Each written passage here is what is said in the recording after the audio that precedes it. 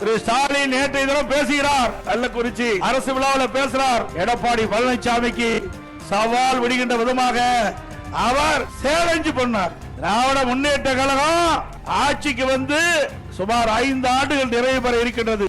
4.25 ஆண்டு ஆகிவிட்டது. என்ன ஒரு 3 மாதம் தான் இருக்குது. 3 அமாவாசை தான் இருக்குது. திமுக ஆட்சி அகற்றப்படுவதா இருக்கு. இப்பொழுது சேலஞ்சு விடுறார். அண்ணா ஆட்சியில 5% பணிகள் தான் நிறைவேற்றப்பட்டது. திரு ஸ்டாலின் அவர்களே சிந்தித்து பாருங்கள். நீங்க பேசிய இடம் கள்ளக்குறிச்சி மாவட்டம். அந்த கள்ளக்குறிச்சி மாவட்டத்தை அண்ணா திமுக ஆட்சி இருக்கின்ற பொழுதுதான் மாவட்ட உதயமானது. விழுப்புரம் மாவட்டத்தை பிரித்து கள்ளக்குறிச்சி தலைமையிடமாக கொண்டு புதிய மாவட்டத்தை உருவாக்கியது அண்ணா திமுக அரசாங்கம்.